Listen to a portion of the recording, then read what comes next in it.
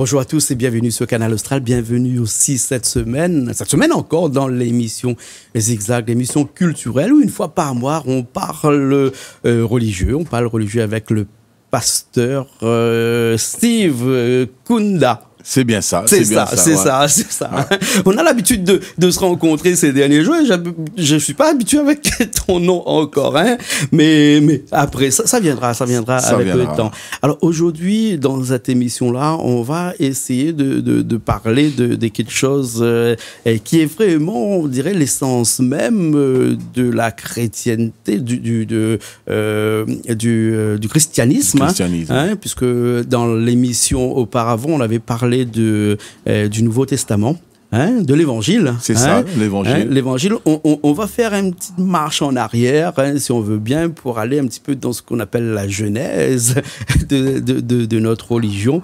Hein, c'est-à-dire, ce qui a fait tout ça, c'est la Bible. C'est la Bible. C'est la Bible. La Bible est un livre, des écrits, hein, où on se réfère beaucoup de gens. D'ailleurs, en Amérique, les gens dans le tribunal jurent sur la Bible. Tout à fait. Et pour les chrétiens, la Bible, c'est vraiment le livre par excellence. Hein. Bien sûr. L'histoire de la Bible a commencé comment? L'histoire de la Bible, elle a commencé il y a, on va dire, plus ou moins 6000 ans d'années. Oui. Voilà, 6000 ans d'années, c'est-à-dire avec la création d'Adam et Ève, lorsque Dieu créa Adam et Ève. Mais pour être plus concret là-dessus, on va dire il y a 5000 ans exactement, puisque nous avons Moïse, hein, Moïse qui a écrit le Pentateuque, c'est-à-dire qui a commencé avec le judaïsme, la parole révélée, avec les 10 commandements que Dieu donna à Moïse dans Exode chapitre 19, lorsque Dieu va se révéler à Moïse, il va sortir les enfants d'Israël de l'Égypte, et sur le mont Horeb, le mont Sinaï, ils vont monter sur le mont Sinaï, et là Dieu va donner les 10 commandements à Moïse, et à partir de ce moment vont apparaître les premiers écrits. C'est l'écrit que Dieu donne à Moïse. Et après, bien sûr, Moïse va casser ces tables de la loi qu'on appelle les 10 commandements, notamment. Oui. Ouais. Et quand il va casser cela, parce qu'il était animé d'une grande colère, parce que lorsqu'il s'est absenté pendant 40 jours pour être dans la présence de Dieu, en communion, en méditation, en prière, pour qu'il reçoive ces tables de loi, le peuple était en train de se divertir. Le peuple se livrait à l'impudicité, à la débauche, au péché. On le voit clairement dans Exode 19, à partir du verset 6 jusqu'au verset 30.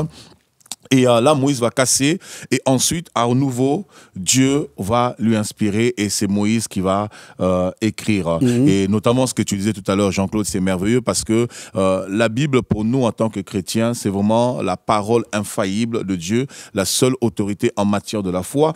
Et tout à l'heure, tu disais aussi que aux États-Unis, par exemple, on parjure, hein, on jure, on prête serment lorsqu'un président est élu, on prête serment sur la Bible. Et dans certains tribunaux aussi, on prête serment sur la Bible, parce que nous reconnaissons la véracité de la Bible. Alors pourquoi on prête serment sur la Bible? On prête serment sur la Bible parce que les 10 commandements dont je viens de parler à l'instant, en fait, ce sont les 10 commandements qui ont créé ce qu'on appelle le code civil.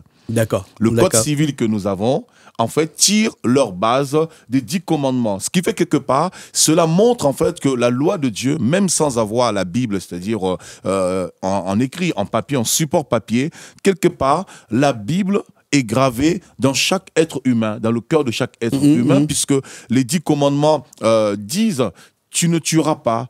Tu ne voleras pas, tu ne convoiteras pas la femme de ton prochain, et tu n'auras point d'idole devant toi.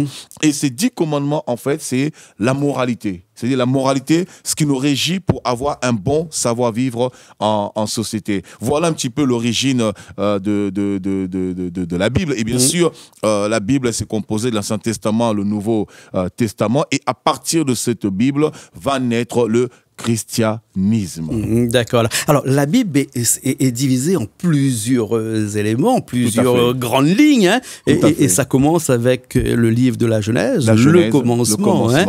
Pour les gens qui commencent à lire la Bible, et quand ils lisent le livre de la Genèse, ils ont du mal à comprendre un petit peu. Hein. C'est normal. C'est normal. C'est normal. C'est normal. Ils ont du mal à comprendre parce que déjà quand on lit la Genèse, on se dit bon déjà quand on parle de l'histoire du péché originel, il y a des gens qui disent non mais moi je suis pas pécheur, ça me concerne pas, ça me touche pas, j'ai une très bonne éducation. En fait quand on lit la Genèse, on voit tout de suite, en fait, l'histoire de l'humanité dans Genèse. On retrouve la science. Un exemple. Dans Genèse chapitre 1, au verset 1, la Bible dit « Au commencement, Dieu créa les cieux et la terre. La terre était informe et vide, et l'Esprit de Dieu se mouvait au-dessus des eaux. » Et au verset 3, on nous dit au sein de ce chaos, Dieu dit que la lumière soit, et la lumière fut. Et quand on voit juste ce passage de Genèse chapitre 1 au verset 1 à 3, on retrouve tout de suite la manifestation de Dieu qui créa le Père, l'Esprit de Dieu qui mouvait au-dessus, qui se mouvait au-dessus des eaux, le Saint-Esprit, et Dieu dit que la lumière soit. Cette lumière, on retrouve le Fils. Parce que le soleil, la lune ont été créés le 4e jour. Donc, dès Genèse chapitre 1, on voit la manifestation de la pluralité de Dieu qu'on appelle en hébreu Elohim. Et Elohim, où on voit Dieu le Père, le Fils et le Saint-Esprit. Et en même temps dans cela, on nous dit que la terre était informe et vide. Et ce mot informe et vide en hébreu veut dire tohu bohu. Tohu bohu veut dire chaos. Et ce chaos est dû à quoi? Est dû en fait, lorsqu'on voit dans Apocalypse 12, chapitre 12, dans le Nouveau Testament, on nous parle de la chute de l'astre brillant, de Lucifer, qui était au ciel, qui se rébellait contre Dieu, et il a été précipité sur la terre. Et lorsqu'il va tomber en fait sur la terre, il va avoir en fait cette explosion. Et c'est ce que dans la science on appelle le Big Bang. Le fameux Big Bang qui... Le début de l'univers. Voilà, le début de l'univers, où les scientifiques se posent des questions, comment le monde a été créé, etc. Mais dans la Bible, en fait, en vérité, nous avons tout ça. Mais comme c'est condensé, alors pour celui qui est novice un petit peu, quand tu lis cela, il se dit, mais c'est quoi ce charabia, c'est quoi ce truc, mais c'est incompréhensible, on parle de noms, on parle de ceci, on parle de cela, mais en fait dans Genèse, nous avons en fait toute l'histoire de l'humanité, on voit la civilisation mondiale, dans Genèse 10 par exemple, on voit après le déluge, Noé qui va survivre au déluge avec ses 3 enfants, Sem, Cham et Japheth notamment, et qui vont survivre du déluge. Et de ces 3 enfants vont sortir en fait l'humanité. On va trouver les Grecs, ceux qui descendent de Javan. On va trouver les Noirs qui sont descendants de Cham. Hein. Les Noirs sont descendants de Cham. Cham qui va donner naissance à Cush, à Mitzraïm. À l'époque, on disait Mitzraïm. Mitzraïm, c'est l'Éthiopie. Mitzraïm, c'est l'Éthiopie. Non, excusez-moi. Mitzraïm, c'est l'Égypte. Voilà, Mitzraïm, c'est l'Égypte. On retrouve Cush. Cush, c'est l'Éthiopie. Et ensuite, on retrouve... la Libye. Donc, tout ça va être la descendance de Cham. Et ensuite, on a la descendance de Sem. Tous les Sémites, c'est-à-dire même les Arabes. Les Arabes sont Sémites. Donc, ils sont descendants comment ça s'appelle, de Sem. Tous ces Sémites.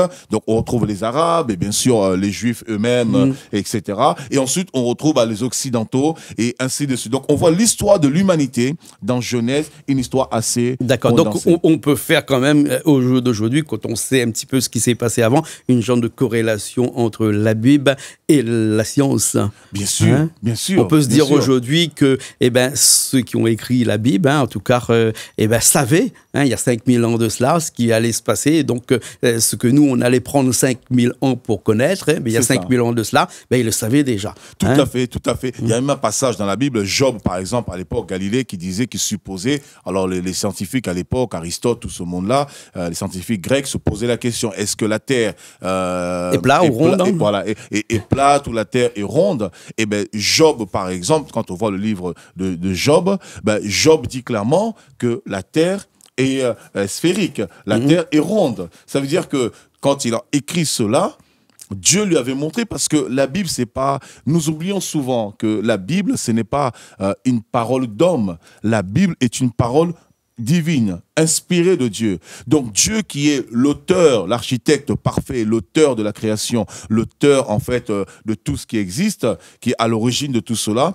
lorsqu'il a inspiré ces hommes, quelque part en fait, il leur a montré aussi un petit peu l'œuvre de sa création, comment il a fait cela, sans forcément rentrer dans tous les détails, mais il a donné quand même certains points par rapport à la création, par rapport à l'univers, par rapport au monde, par rapport à tout ce que nous avons, tout ce qui nous environne. Donc dans la Bible, nous retrouvons les civilisations. Dans la Bible, nous retrouvons les nations. La preuve, il y a beaucoup de nations aujourd'hui qui ont conservé leur nom. C'est vrai qu'aujourd'hui, par exemple, l'Irak, anciennement, c'était la Babylonie, par exemple, qui est aujourd'hui l'Irak.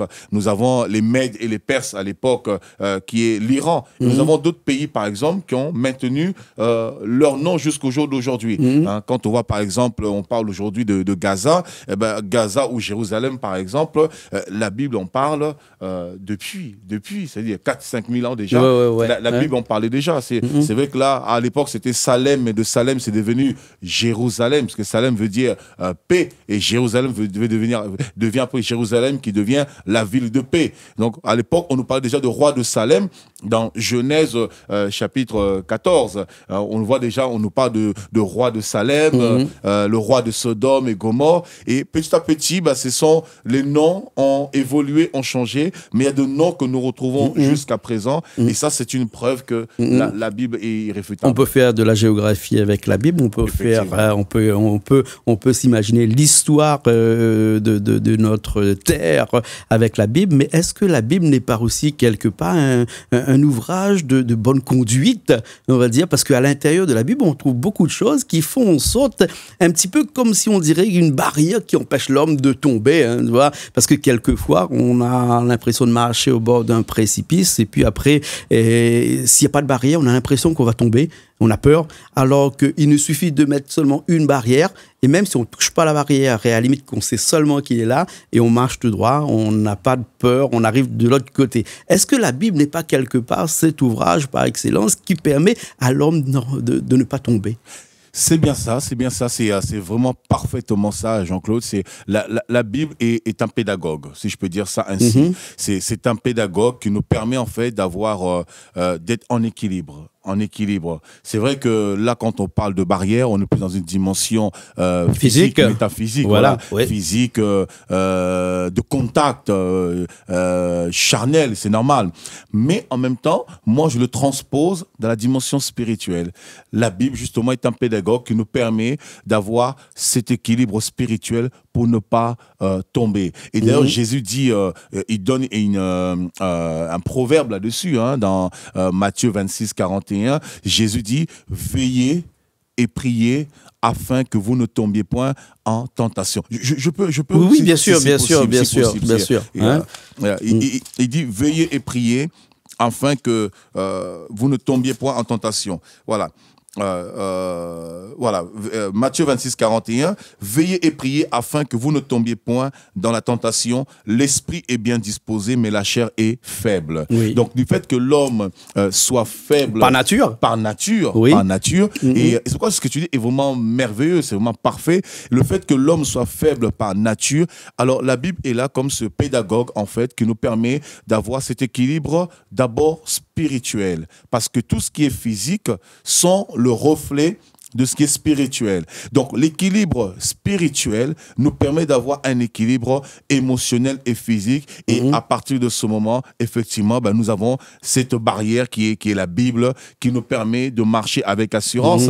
Et vraiment, tu touches le domaine de la foi parce que cette barrière, en fait, dont tu parles, que nous voyons physiquement, mais de la dimension spirituelle, elle est invisible. En fait, en vérité, la manière qu'on tient un support, une béquille pour pouvoir avancer, avoir un équilibre, spirituellement, c'est la même chose, sauf qu'on ne voit pas cela. Et dans 2 Corinthiens, chapitre 5, au verset 7, la Bible dit, nous ne sommes pas de ceux qui marchent par la vue, mais nous sommes de ceux qui marchent par la foi. Or, marcher par la foi, c'est croire en quelque chose que tu ne vois pas. Et ça, c'est difficile parce que l'humain a besoin de marcher avec ses 5 sens. Il a besoin, parce qu'il est tellement faible, il a besoin de se rassurer. Il faut qu'il goûte pour se rassurer. Il faut qu'il voie, il faut qu'il touche, il faut qu'il sente. Et s'il n'y a pas ça, il a peur. Or, la foi, en fait, il y a aussi les 5 sens de la foi qui nous permet d'avoir foi, d'avoir confiance en Dieu, d'espérer en Dieu.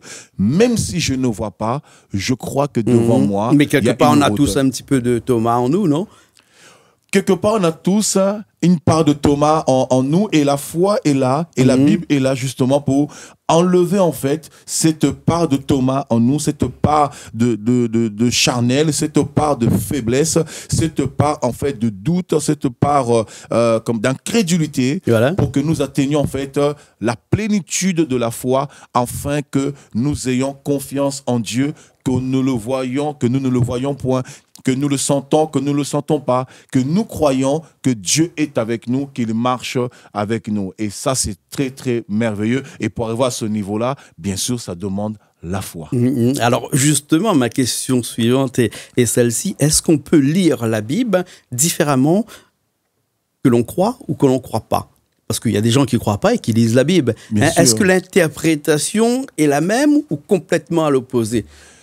Très bien. L'interprétation, elle peut être la même, tout comme elle peut être à l'opposé. Tout dépend de la disposition du cœur. Je vais donner un exemple. Moi, à l'époque, je travaillais à la RATP. J'étais un fonctionnaire à la RATP. Et suite à après mon évolution dans ma vie personnelle et puis mes engagements en tant que pasteur, alors j'ai été voir mon patron pour lui dire je démissionne. Pourtant, j'avais un très bon travail. Alors, j'avais un collègue et je lui parlais toujours de Dieu. Alors, je lui parlais de Dieu. Tout le monde me connaissait, savait que j'étais pasteur. Donc, je parlais tout le temps de Dieu. Et ce collègue, un jour, me dit, mais écoute, Steve, tu es vraiment fou parce que tu parles de Dieu, mais Dieu, tu ne le vois pas, tu ne le touches pas. Regarde, moi, quand je touche une table, je touche la table, c'est concret, c'est réel. Mais tu parles de choses que tu ne peux pas exprimer. Alors, je lui pose la question, est-ce que le vent, tu le vois? Il me dit non. Est-ce que le vent, tu peux l'attraper? Il me dit non. Le vent, il est abstrait. Il me dit oui. Est-ce que la parole qui sort dans ton téléphone, tu le vois? Et pourtant, la personne est bien à l'autre bout. Pourtant, la personne est bien à l'autre bout. Waouh, ça, c'est merveilleux. Ça, oh, bah, je crois que Jean-Claude finira pasteur. Hein, sinon, apôtre. Il y a des choses qu'on croit que lorsqu'on entend. Hein. Imagine, forcément, si moi, je suis à l'autre bout de l'île et que je t'appelle ici, il y a un lien qui se crée entre ce téléphone-là et le tien. Ce lien-là, on ne le voit pas. On ne le voit pas. Mais pourtant il existe. Tout à fait. Oui. Et je lui dis, c'est la même chose. Le vent, tu peux le sentir physiquement sans pouvoir l'attraper et le voir. Eh bien, Dieu aussi, on le sent à l'intérieur de nous. Parce que la foi, c'est d'abord l'intérieur. L'intérieur, c'est l'esprit. Et c'est vraiment beau l'exemple que tu donnes. Et alors, un jour, il me dit, écoute, j'ai un livre sur l'obscurantisme. Il fait 400 pages. Je veux que tu lises cela. Alors, j'ai pris ce livre, c'est un défi qu'on s'est lancé. Je lui ai dit, tu vas lire la Bible et moi, je vais lire ce livre. Je commence à lire ce livre et ce livre, c'était beaucoup de thèses sur la philosophie, sur la science, sur les théories darwiniennes, tout ça, etc. L'évolution de l'humanité, de l'espèce, la création, le Big Bang, toutes ces choses.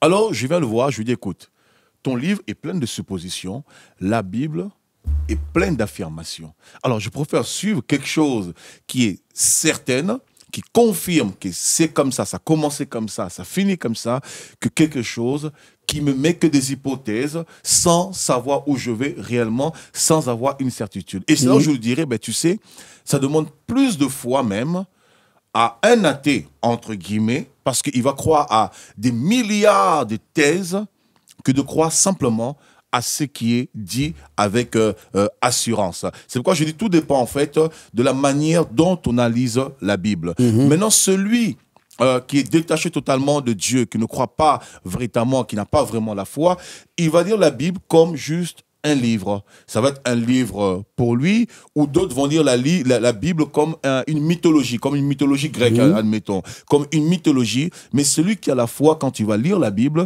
il ne lira plus la Bible avec les yeux physiques, la faiblesse humaine, le raisonnement humain. Il lira la Bible avec les yeux de la foi. C'est-à-dire, les yeux de la foi, c'est son esprit qui va s'ouvrir, son entendement qui va s'ouvrir pour comprendre la pensée de Dieu. Parce que n'oublions pas que la Bible, c'est d'abord la parole de Dieu. C'est d'abord la pensée de Dieu. Or, Dieu est esprit, Dieu est spirituel. Donc, pour comprendre Dieu, il faut être de la même dimension que lui. Si vous voulez étudier les poissons, alors il y a deux choses. Soit il faut pêcher le poisson, le mettre dans un aquarium, ou soit vous-même, vous plongez dans l'océan, dans le milieu du poisson. Et devenir poisson.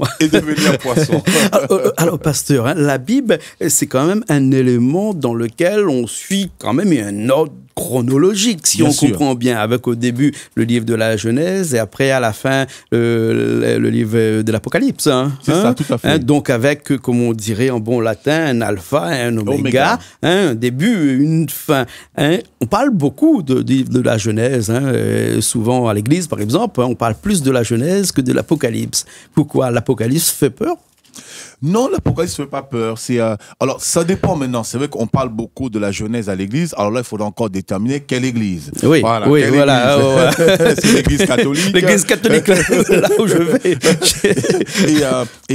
Mais on parle de tout. Par exemple, moi, quand je suis à l'église, je parle de tout. Je parle plus même du Nouveau Testament que de l'Ancien Testament. Parce que le Nouveau Testament, c'est l'accomplissement de l'Ancien Testament qui était des énigmes qui sont devenues une réalité. Ouais. Et dans le Nouveau Testament, nous avons la révélation de notre identité en tant que fils de Dieu. Parce que comment un enfant dans une maison peut posséder son héritage s'il ne comprend pas qu'il est fils de son père et que tout ce qui appartient à son père lui appartient et de plein droit, il est d'abord l'héritier au premier plan. Et si l'enfant ne comprend pas cela, il vivra même dans la maison de son père comme un esclave, comme un serviteur, alors que tout ce qui est à son père est à lui. Et le Nouveau Testament, justement, nous révèle l'œuvre que Jésus a accomplie pour nous donner ce pouvoir de devenir enfant de Dieu, afin qu'en tant qu'enfant de Dieu, nous soyons héritiers de Dieu, nous comprenions en fait l'espérance et la promesse que Dieu nous donne d'hériter le paradis. Parce que lorsqu'on parle du paradis, on en parle plus dans le Nouveau Testament que l'Ancien Testament. Oui.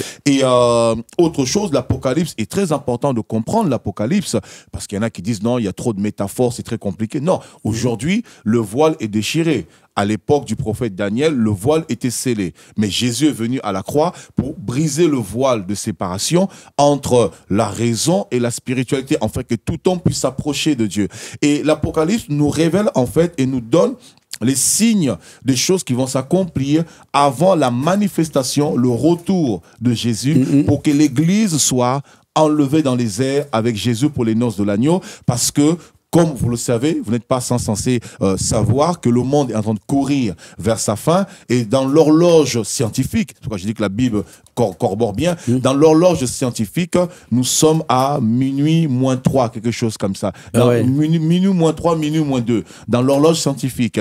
Et l'horloge scientifique nous dit qu'à minuit pile, il va y avoir une explosion, la Terre va se désagréger, va se décomposer, va exploser, va se détruire. Il y a un phénomène qui va se produire sur la Terre, un cataclysme, une catastrophe quelconque, parce que la Bible nous dit, justement, à minuit, le Seigneur Jésus reviendra. Et le livre d'Apocalypse nous parle de toutes ces choses. Par exemple, en ce moment, on parle de la vaccination. On parle de la vaccination mondiale. On parle, par exemple, du gouvernement mondial. On parle, par exemple... de la monnaie unique.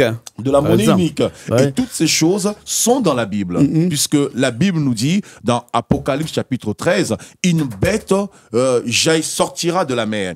Et cette bête qui sortira de la mer, ça sera la renaissance de l'Union européenne. Et effectivement, cette bête, dans Apocalypse 13, est l'Union européenne. Et on nous dit que cette bête va donner naissance, en fait, à 10 rois, à 10 gouverneurs, à 10 présidents. Bon, nous étions au G8, au G7, G8, c'est revenu à G7, mais ça va avancer parce qu'on va aller jusqu'à G10. Or, pourquoi le G10? Parce que le G10, en fait, c'est les 10 grandes puissances qui gouvernent, qui dirigent le monde. Parce que c'est la prophétie qui le dit, ça doit s'accomplir. Et ça, c'est impératif. Et on nous dit, par exemple... Les gens, en fait, à cette époque-là, ils ne pourront ni acheter, ni manger, ni boire s'ils n'ont pas la marque de la bête. Et on nous dit en même temps, cette bête va créer un gouvernement mondial. Et au jour d'aujourd'hui, depuis le 2 avril 2009 exactement, le monde est entré dans le nouvel ordre mondial. C'est-à-dire le nouvel ordre mondial, c'est-à-dire un seul État, une globalisation, un seul monde, un seul État. Et en plus de cela, depuis le 2 avril à Londres, à l'époque c'était le Premier ministre Brown, Monsieur Brown, j'oublie son prénom. Et le Premier ministre s'appelait M. Brown, mais j'oublie son prénom.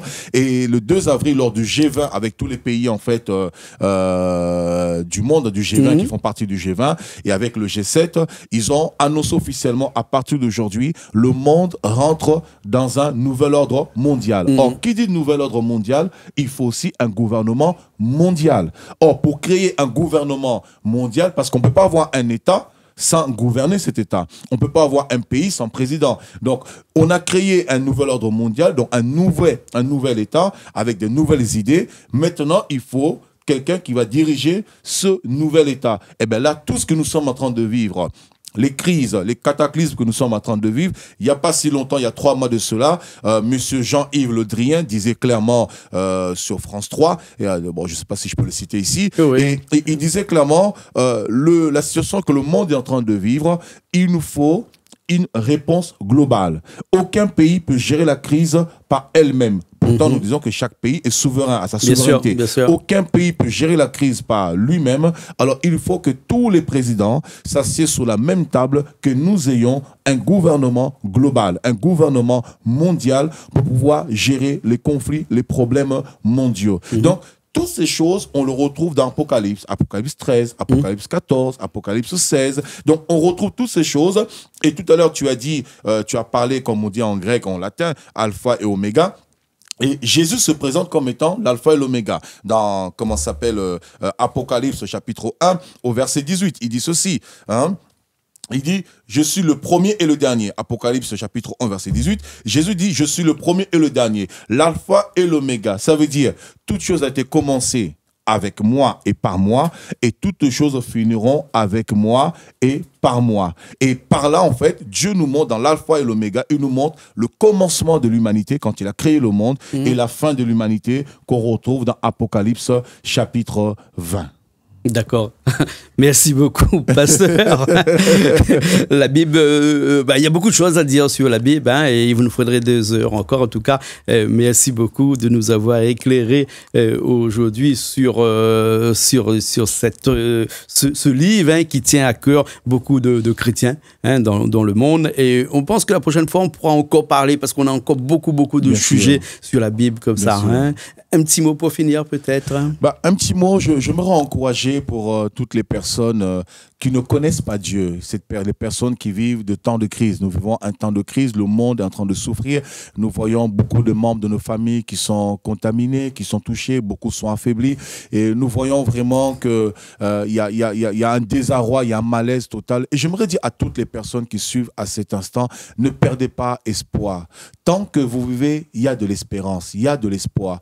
Peut-être que vous ne connaissez pas Dieu et vous posez des questions. Est-ce que Dieu pense à moi? Pourquoi si Dieu existait? Pourquoi tant de guerre? Pourquoi tant de misère? Pourquoi tant de souffrance? J'aimerais simplement vous dire que ces souffrances, ces misères, ces guerres, ce n'est pas Dieu qui l'a créé. Vous savez, lorsque un père ou une mère ou des parents mettent un enfant au monde, ils ne mettent pas un enfant au monde pour que cet enfant souffre. Ils mettent cet enfant au monde en présageant l'avenir, le bien, et en travaillant pour le bien de cet enfant. Et parfois, l'enfant, il lui arrive de prendre des chemins un peu sinueux, et indépendamment de la volonté des parents. Et dans ce chemin qu'il emprunte, ça arrive qu'il se casse la figure, ça arrive qu'il ait des petits bobos, mais les parents sont toujours là pour le rappeler à l'autre, pour dire, mon enfant, viens à moi. Et Dieu, c'est la même chose. Et souvent, nous souffrons parce que nous nous éloignons nous-mêmes de notre bonheur. Et j'aimerais vous dire simplement, Dieu peut vous apporter le bonheur dont vous avez besoin, la sérénité dont vous avez besoin, la paix dont vous avez besoin. Tournez vos regards vers Dieu. Restez chez vous, même dans votre maison, dehors, lorsque vous regardez la nature. Levez les yeux vers le ciel. Demandez simplement à Dieu de venir dans votre cœur. Et je crois, le Seigneur visitera votre vie. Et là où il y a besoin de paix, il apportera la paix. Là où il y a besoin de consolation, il apportera la consolation. Parce que ma Bible me dit, Jésus est le même hier, aujourd'hui et éternellement. Et il est venu pour consoler ceux qui ont le cœur brisé et guérir ceux qui sont malades. En tout cas, que Dieu vous bénisse grandement. Vous pouvez rentrer en contact avec moi-même au 06 92 32 14 30 et aussi nous retrouver dans la commune de Saint-Louis au 16 rue Marius et Harry Leblanc, ou sinon sur notre page Facebook MCOE Île de la Réunion. En tout cas, merci à vous, les spectateurs et spectatrices de Canal Austral. Partagez cette émission. Parlez de Canal Austral autour de vous, soutenez cette chaîne et aimez Canal Austral. C'est la télévision qui vous apporte de bonnes nouvelles. Merci beaucoup, pasteur. Merci beaucoup. Comme promis, on se retrouvera le mois prochain pour parler d'autres sujets, hein, et pourquoi pas parler encore. De toute façon, tous les sujets viennent de la Bible. Bien sûr. Hein. Merci beaucoup. Avec joie, merci beaucoup. Merci beaucoup. Nous, on se retrouve la semaine prochaine dans une nouvelle émission Zigzag et le mois prochain dans une nouvelle émission avec le pasteur Steve Konda. Merci beaucoup.